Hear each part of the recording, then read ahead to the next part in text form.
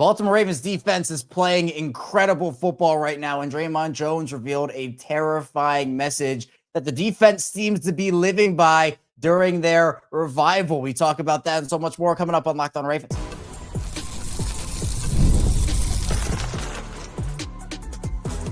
You are Locked On Ravens, your daily Baltimore Ravens podcast. Part of the Locked On Podcast Network, your team every day. You are Locked On Ravens. Welcome into the show. I'm your host, Kevin Oestreicher, Ravens Wire, here with you on the Locked On Podcast Network, your team every day. Thanks so much for being here today. Locked On is now the #1 sports podcast network, so thank you for all of the support we get here, obviously on Locked On Ravens, but throughout the entire network. Thank you to all the everydayers, the first-time listeners. If you're somewhere in the middle, thank you as well. We have 5 days a week plus more of daily Ravens content and coverage for you here. We have a jam-packed episode as Dre'Mont Jones revealed a terrifying defensive message that the Ravens seem to be living by. We're going to talk about that and just the defensive resurgence in the first part of the show. Then Skip Bayless is officially crowned at the Baltimore Ravens. Is he too early? Is he right on time? We'll talk about that in the second part of the show. And then finally, is this offensive line doomed? I think we just have to have the conversation because we've been talking about it for so much. And it just feels like Baltimore is kind of rolling with what they're rolling with. So since it's been a big topic of conversation, we're going to dive into that as well. I want to remind everyone, tell everyone today's episode of Locked On Ravens is brought to you by FanDuel. Right now, new customers can bet just $5. And if your bet wins, you'll get $300 in bonus bets to use across the app. Here with me today is former Ravens receiver and Super Bowl champion Qadry Ismail of the Locked On Ravens Squad Show, as well as Missile Training and missiletraining.com. And Q, back to 500. It's a big milestone for this team, considering where they were about a month ago. If you had told me, yeah, the Ravens are about to get back to 500, I would have told you, yeah, it's possible with their schedule, but they would need a lot to go their way, particularly defensively. And that's what we've seen. The defense is stepping up. We're going to get into that here in this first part of the show, but I'm really proud of how they've responded after what we can all admit was a really tough start to their season. Well, here's the thing. You look at a 1-5 start, you now are looking at getting back to 500, but you got to also look at the bigger picture of the AFC, and you can't rest on your laurels. You can't just think that, oh man, mission accomplished, we're back in it. Well, what are you back in? Because you started off so slow, the Colts, the Broncos, heck, you even look at the Jaguars.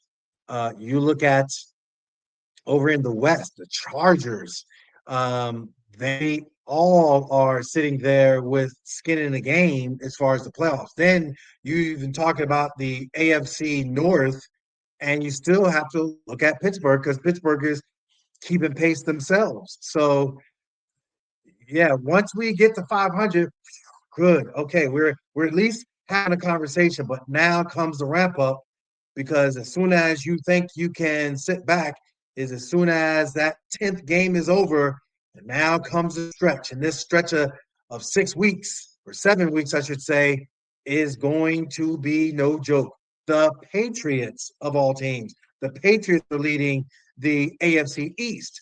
Yeah, we talked about what could possibly be the Bills and all the things of the Bills and all that, but I mean, them dudes are in second place in their own division. You know, Patriots won 8 straight games. So the overall picture, good, great. That's awesome. Defense playing great. We can obviously chop it up and talk about it. Offense, sure, there's some things that we can talk about and chop it up as far as their red zone and some of the other offensive line of Poliolis. However, when it comes to the main thing, what is the main thing? Get to the playoffs.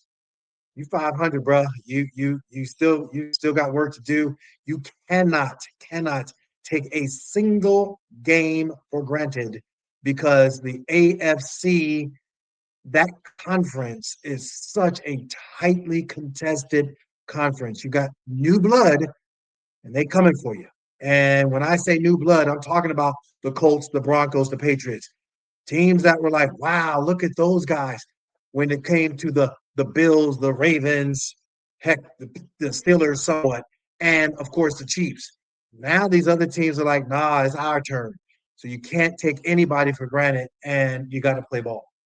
Feels like we're back in the early 2000s. You know, Tom Brady's Patriots, Peyton Manning's Colts. You know, they're back. They went away for a little bit, but now they're back with new look teams. You can even look at Peyton Manning's Broncos back when he was in Denver. So, it's you have these teams now that, with Kansas City's situation where they're on the outside looking in right now. Buffalo, you mentioned them being in a wild card spot instead of in the AFC East leader driver's seat.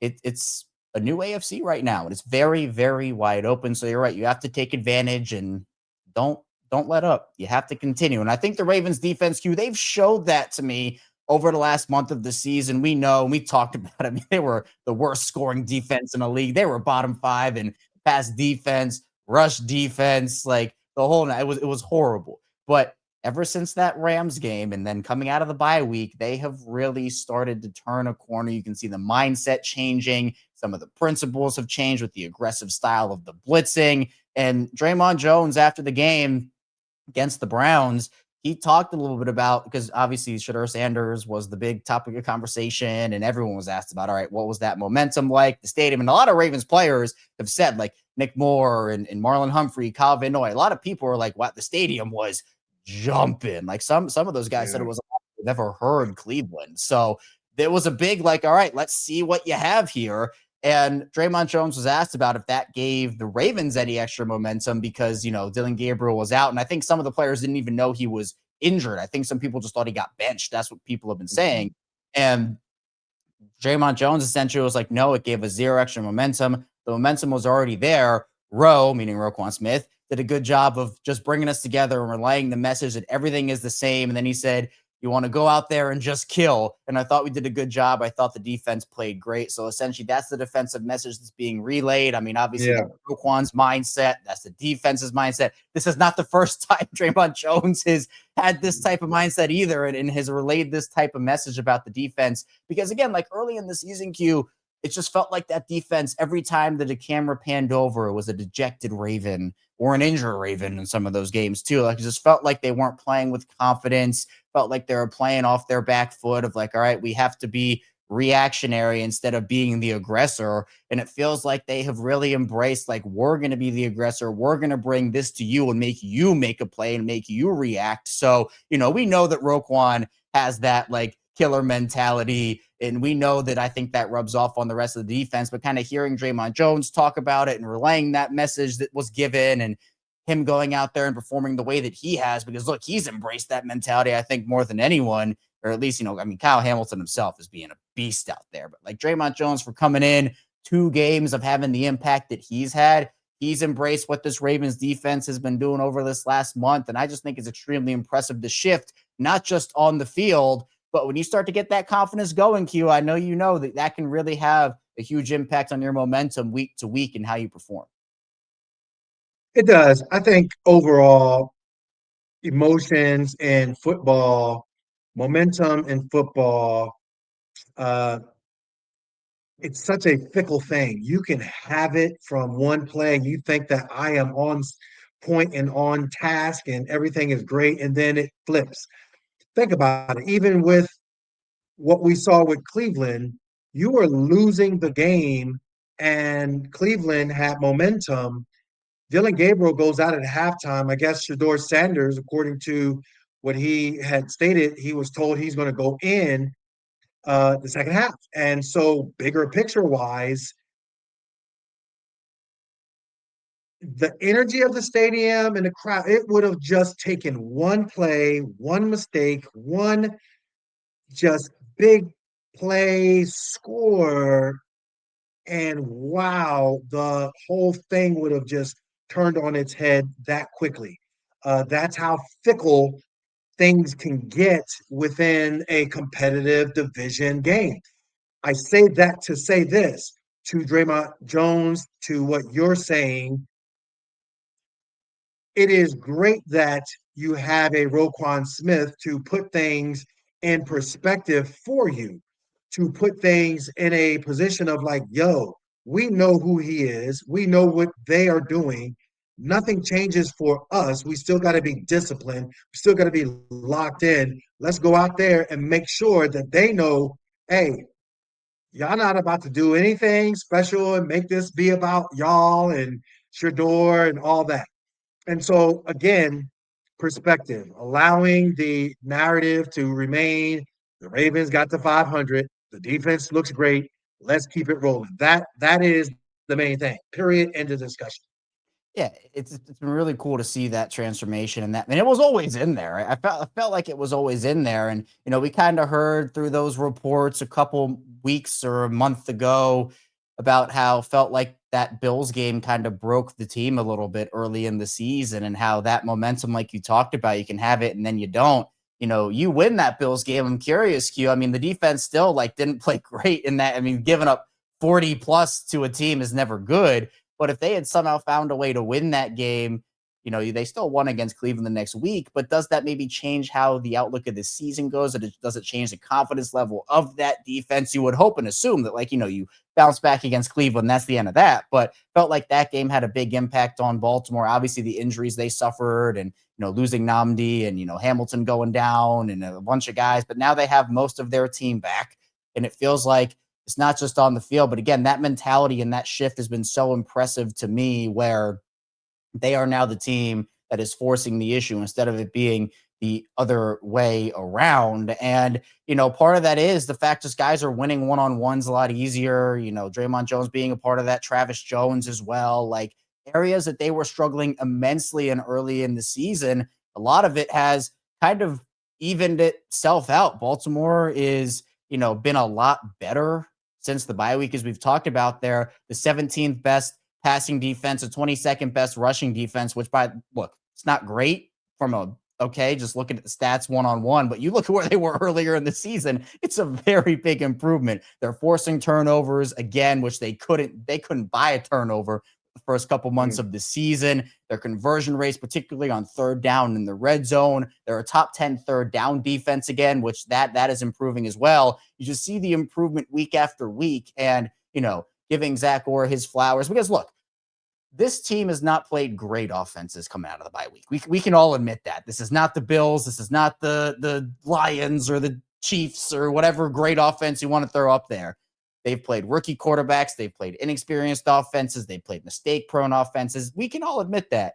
But like you said on the squad show, Q, they're doing what they're supposed to do, and that in itself is important, because at the very least, they're doing that, but they're exceeding that and making sure that, hey, you're supposed to go out there and dominate a team with rookie quarterbacks. And that's what Roquan kind of said, is after the game, he talked about how a rookie should never come in and do something against the defense that has guys like the Ravens have. And I love that they're embracing that mentality. You play up against these top offenses, and you are having your issues.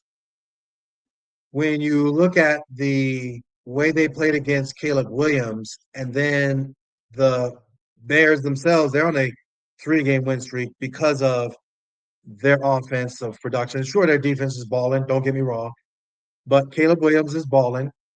And so when you look at what the Ravens did against him, you got to say, okay, tip of the cap. When you look at J.J. McCarthy, man, week before, he looked like a world beater going up against a Lions team that at home is extremely difficult, and they've came to the vault and locked that down the Ravens on their own home field. Aiden Hutchinson still kind of makes me wince every time I see him rush a quarterback, and oh man, maybe Lamar was, Ed Oliver all the way into Hutchinson's game. And mother of pearl, I'm sure that the crash out that we saw from Derrick Henry probably still sitting there like, yeah, man, I am never, ever going to let go of this football ever again. But with that said, yes, they're doing what they're required to do. No, don't get complacent. It's Dylan Gabriel. You're supposed to do that. Do not get complacent. That is the thing. I 100% agree with that, because you still have a long way to go. The improvement is there, but it's what you do moving forward. You can take what you did in the past and apply it to your future weeks. So coming up with the second part of the show, we'll talk about the Ravens' future a little bit, because Skip Bayless crowned the Ravens, and we'll talk about if he was correct to do so or not. So be sure to stay tuned when it coming your way on Locked On Ravens.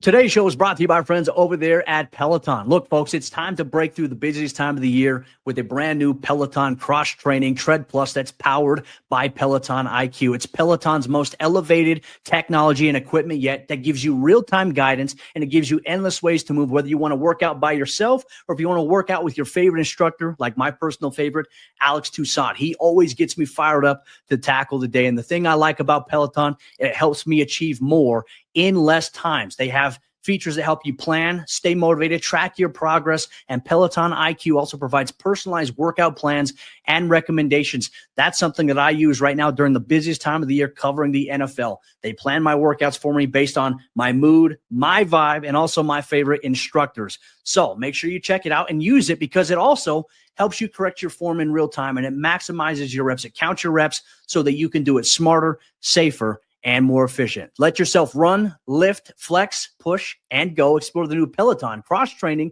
Tread Plus at onepeloton.com. Back here, Locked On Ravens, Kevin Oestreicher and Qadry Ismail still rocking out with you here on this Wednesday edition of the show. Thanks so much for being here, making Locked On Ravens a part of your day and your first listen each and every single day. We have 5 days a week plus more of the Ravens content and coverage here. Q, you said it last week. You're like, all right, let's get this team back to 500, and then we can start having some more conversations. That's what you wanted to see. The Ravens showed you that in probably the ugliest way possible, but they got there nonetheless. And so now the Ravens have an opportunity because the Steelers did win. They beat the Bengals, so there wasn't any ground gained by Baltimore in the AFC North in Week 11. But Skip Bayless feels like it's already the Ravens division, and that's that. Now, Aaron Rodgers has a wrist injury, and, there's apparently pushing to play. We're going to see how that works out. If it's not him, it's going to be Mason Rudolph, who obviously has a history in Pittsburgh. Now, Skip believes that he doesn't think the Steelers are going to miss a beat with Mason Rudolph, considering how Aaron Rodgers is 41. He said he's lost his stomach for standing strong in the pocket and taking shots in the face, making a throw with that pressure bearing down on him. But he said about the Ravens, quote, the Ravens, I'm sorry, they've won 4 in a row. They're going to win this division because they're just better. Their schedule is 16th toughest to close. Pittsburgh is 13th. They might end up winning 9 in a row here. If they win their next 5, it's going to be way over because they're going to get to 10 and 5, and they're going to be looking up at them. And so that's the thing with Pittsburgh is, Q, we know they start off really strong every single season, but the thing with Pittsburgh is they always seem to falter down the stretch. And for context, we know the Ravens schedule. They're playing the Jets this week, and then the Bengals on Thanksgiving night. You got the Steelers. It's a nice little 3-game home stand for them.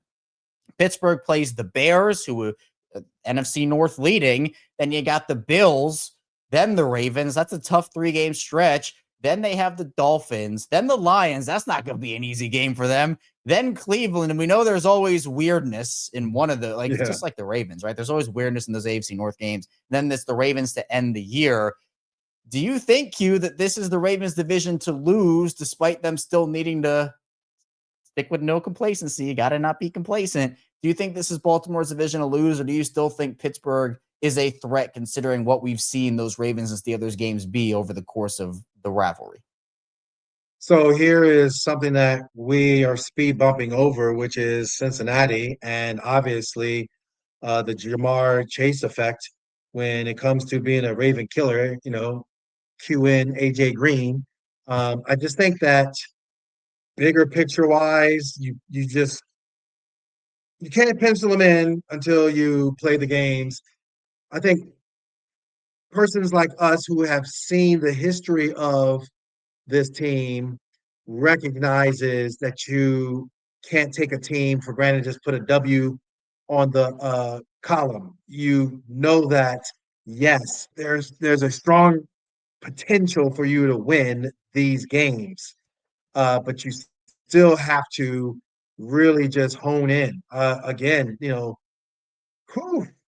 going to face a playoff caliber team in the Patriots. You're going to face a division leading team in your own division in the Pittsburgh Steelers. You're going to face a competitive Bengals squad that they can go toe to toe with you from score to score. So your secondary better be playing at its best, and you better hope and pray from a bigger picture standpoint I mean, I don't care if it's Burrow or Joe. Like Joe can throw up one, and it could be a pick six. Nate Wiggins, come on, let's go do something. Awuzie, bro, you're balling, but the throw that I don't even know the receiver's name, and I apologize for not knowing off the top of my head, but the throw that he broke up in the end zone.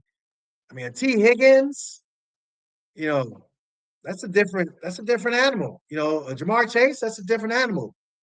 Heck, Yoshivas, he's catching that. That's the reality of it all because they're talented and that's what they do. So I'm just saying you can't just skip, love them, got it, understand. Hey, do your thing. Great, that's awesome. I'm just not fully invested into they just got to show up and win. No, Jets are coming into town. See, I'm about to say it in a disrespectful way. The Jets are coming into town, and you are playing Tyrod Taylor. That's my dude. Love his game, the whole 9 yards. But again, he's not in that upper tier, upper echelon category. He is in backup player mode that is now playing because of the starter being so god awful. Defensively, you should be putting your thumb on the Jets as an offense. That is the reality. When you finish putting your thumb on them, here comes the stark reality of the Bengals 3-game stretch. That's when the concentration better be at its premium. Period. End of discussion. Yeah, you got to show up and play the games. There's no easy win. I mean, look, if people going into that Cleveland game are like, yeah, that offense is really bad, and Ravens offense is good, and even the Cleveland defense, so it should be a win for the Ravens. Well, took them a lot of fight to get that win for a game that a lot of people thought was going to be just probably a cakewalk. Not everybody thought that, but even still. But now you have a situation with these Ravens and Steelers games where look, there's still a very realistic possibility. I mean, it's honestly not out of the realm at all that it comes down to that Week 18 game at Acrisure Stadium for the division, which I'm sure Q would then be flexed to a Sunday night game, which I'm sure you'd be thrilled about doing the squad show again at 1 a.m. But other than that, that's that prime time that if that game does come down to Week 18, you're gonna have win or go home, because I don't think another team from this division is making the playoffs. I think it's only going to be the division winner, because I think you're going to have that AFC East team that we talked about, probably Buffalo, maybe New England, I don't know. But then at least one AFC West team and maybe an AFC South It's team not or too, two. depending upon how the Chargers do. Like, you know what I'm Yeah, saying? Like, yeah. you can't necessarily just count them out. Nope. Everybody's talking about 5-5.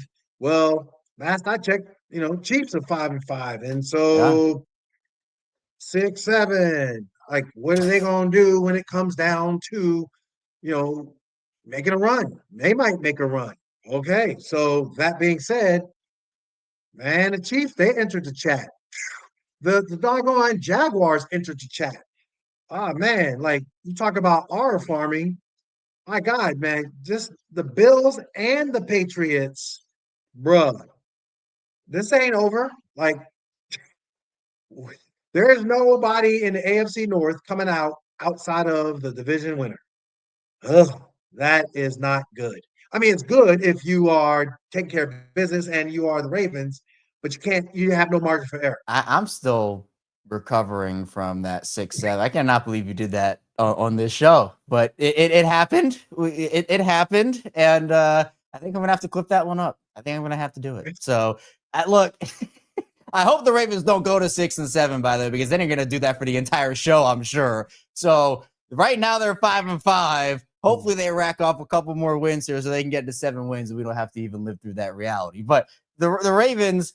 That Steelers rivalry, we know it gets weird. Ben Roethlisberger actually talked about it a little bit on the Footballin' with Ben Roethlisberger show, and he compared it to the Steelers and Bengals rivalry, the Steelers and Ravens, and he said, you know how many times Ray Lewis used to help me up and be like, young fella, I'm about to get you again. That's respect. That extra stuff is unnecessary. The Bengals-Steelers rivalry is not the same as the Steelers and Ravens. So those games always get you can come in as the best team in the league or the worst team in the league. The Ravens swept the Steelers twice, or they beat them twice in a season with Ryan Mallett, rest in peace, is their quarterback. And that's stuff that you just never know what's going to happen in those games. And if it comes down to week 18, I don't even know what I would expect in that one. So coming up in the fun part of the show, we'll talk about the offensive line a little bit because it is the big topic of conversation. And I haven't had the chance to ask Q yet about John Harbaugh's recent comments. So I'm going to get his thoughts on that and a lot more coming up on Locked On Ravens. First, the show is brought to you by FanDuel. The NBA is back, and there's no better place to get in on the action than FanDuel, the official sports betting partner of the NBA. Even if you miss the start of the game or want to ride the hot hand, FanDuel has live bets on everything from who will score next to fourth quarter comebacks. Plus, you can even combine your live bets into a same-game parlay for a shot at a bigger payout. It keeps every game exciting, especially when your team's making that late push. And in the NBA, I'm a big Denver Nuggets guy, and right now, Denver's off to a pretty good start. They have a lot of new pieces, still trying to work them in. But right now on FanDuel, the Nuggets are plus 650 to win the NBA championship. The only team that is ahead of them is the Oklahoma City Thunder at plus 170, the defending champ. So I think Denver has the pieces to put it together this season. I like that number over at FanDuel. Right now, FanDuel is giving new customers $300 in bonus bets when your first $5 bet wins. So head to FanDuel.com to sign up and play your game with FanDuel, the official sports betting partner of the NBA. Back here, Locked On Ravens, rounding out the show with Qadry Ismail. I am Kevin Oestreicher as we are diving into Ravens content and coverage. You can obviously get 5 days a week plus more of daily Ravens coverage, regular show Monday through Friday, 6 a.m. Eastern time. We also have bonus episodes on the weekend when there are headlines. We have the Locked On Ravens Squad Show, which Q is a part of, along with Sam and Njoku and myself. We do that twice a week. It'll be today, 7:30 p.m. Eastern time. Be sure you check out that. We have Locked On Ravens Watch Alongs, instant reaction shows. We have a lot of content here for you with the Baltimore Ravens. But all right, Q, offensive line-wise, we know it's not good. And John Harbaugh essentially doubled down. I talked about this in detail on yesterday's show, but I want to give you an opportunity to talk about these comments from John Harbaugh, essentially saying that he's all good with the offensive line and the play. He said he was asked, have you seen the progress there in that group to where you don't think changes are necessary? And he said, yes, you put the best 5 players out there, the 5 guys who are playing the best. That's what you do. It's not even a hard answer. And the answer to the question, he said, is pretty much yes, we're putting the 5 best players out there, and they're playing pretty darn good. He said, can they play better? Sure. And he talked, but then he kind of just got into like it's every position. And like, to me, this felt like a slap in the face, and I'm sure it did to a lot of Ravens fans, people who cover the team, etc. Because we all have eyes, Q. We all watch the games. We all watch tape. We all, look at there's the stats. I mean, there's no way that you can call what this Ravens team is doing on the offensive line good. I mean, you have some of these run blocking grades and pass blocking grades from PFF, where Daniel Faalele pass blocking grade on PFF, a 23.2. Ronnie Stanley not far ahead of him at 33.9. In the run block, Faalele worst at 54.7. Stanley, again, not far behind him at 62.9. It's not a Faalele thing only, right? He has been the loudest name brought up in this conversation. He has been probably the most inconsistent alongside Andrew Voorhees. Voorhees actually had the best game of any Ravens O-lineman in that Cleveland game. But all 5 of them are not playing well as a unit together. They all aren't playing great individually in certain spots. I mean, what'd you think about those comments? Because this just kind of firms it up for me that they're not going to make a change here. They could. I mean, again, their thing is not making changes and then making them when you least expect it. And they're not going to probably announce to the world that they're going to make a change because that's not what the Ravens do. You probably hear about it in warm-up. So I guess there's that slight thread of hope you're hanging on to, but I think you're failing Lamar Jackson every week you put out that group. It's interesting. There's the snarkiness, protectiveness that John displays in his answers. And then there's this, when they get a victory, he will wax poetic in his answer. But then when it is desperate times, and he's had it a few times in his career, when he addresses the media, then it's, hey, gosh, we're humble. We're going to be fighting. Oh, God. I think the feisty, snarky John is pretty much telling you that we ain't changing, and the only reason why we ain't changing is because we ain't changing. We ain't got nobody to change to. Which then, if that is the case, you got to look at what it looks like when it comes to the front office. So does EDC now become the guy that is under the heat lamp of did you do enough for Lamar Jackson? Because as much as you got Jaire Alexander in the offseason because of him, you also drafted Emory Jones, who you knew had a shoulder. So you drafted Voorhees, who had the blown out knee and quote unquote took a red shirt and was going to come back and in the weight room and hella strong and all the things. But it's seemingly something that you have. And then you re-sign a guy that you know you're not going to use, Ben Cleveland. So you got roly poly and you got an offensive line that has been up and down. I do take my hat off to Ronnie Stanley for the fact that he got his bag, and it was deservedly so based upon what he showed.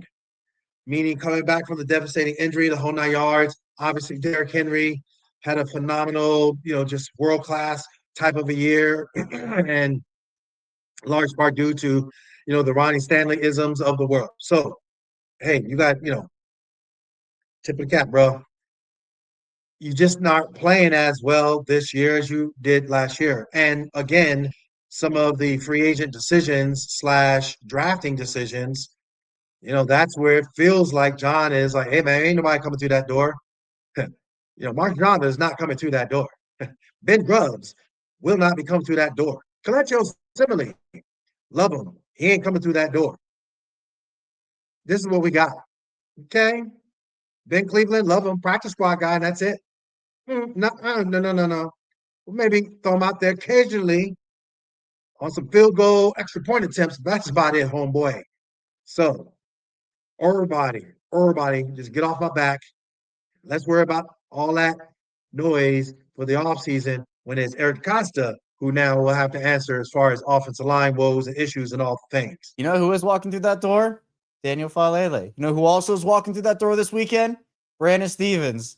So you're about to have two of the most controversial figures on this team in the last 2 years face off. And this is like, I know they're not if you see Brandon Stephens blitz off the edge and he stunts inside, Daniel Faalele versus Brandon Stephens, who's winning that battle? We're going to have to see. We're going to have to find out. But so your prediction, Q, is there going to be no changes for the rest of the year? Is that what you're going with? Only if there's an injury. Otherwise, nope, no changes. Just purely on merit. Purely on, hey, you go out there, the blocking schemes, and you feel like, what, you've earned the right to be in the game over the guy that's in the game. That's, yes. Baltimore seems to be locked in with their 5. Is that the right decision? I don't think so, but we're just going to have to see how it unfolds. And, you get eliminated in the playoffs on your weaknesses. And if that Ravens offensive line continues to be a weakness and they can't flip that switch, which they haven't really given us any confidence that they are going to. Maybe they will, and it'll be miraculous. But right now, it is a tough spot for them to be in. But Q, I appreciate you. Thanks so much for hopping on. On the way out, be sure to tell everybody where they can find you and what you're working on as we get ready for another week of Ravens football. Yeah, another week is coming up, and another week of opportunity for missile training. MissileTraining.com is where you can find me at for all your human movement as well as sports performance training. When it comes to human movement, it doesn't matter the age. My oldest client is 85. At the same time, when it comes to his ability, as well as some of my older clients' abilities to move, that's everything. That's longevity. But then you're also talking about the sports performance side. Doesn't matter if you're an individual, doesn't matter if you're a team, and it doesn't matter the sport. Girls, boys, the men's side, the women's side, doesn't matter. We got all your fitness, sports performance needs. MissileTraining.com. And of course, you can also see me on WJZ, Purple Pregame. We have a lot of fun. Grace Grill. Alex Glaze will also be breaking it down each and every week. And then, Locked On Ravens. We got the squad show. We just chill and do our thing. But then we also have Locked On Ravens, Kevin Oestreicher and I, each and every week on this local, regional, and national podcast. You will hear all that it is, Ravens. And I'm telling you, KO, I was very encouraged when I saw that the international crowd loves listening to our show, as well Yeah. as we have some others that are in the building that likes to listen to our show as well. So we got everybody listening in on Locked On Ravens. We have an awesome community here, all over the world. It's global over here on Locked On Ravens. So I appreciate all the support. We appreciate it, of course. So be sure you check out Q. Be sure to show him support. We're going to have all the links to his work in the description down below. And also be sure you check out the squad show tonight, 7:30 p.m. Eastern time. Q and I, along with Sam and Joku, will be back for that. And then we'll also, of course, be back for our regularly scheduled programming on Thursday tomorrow with another episode of the show. So be sure to hit the like and subscribe button in video form, follow along and subscribe in audio form. And I'll see you right back here soon on Locked On Ravens.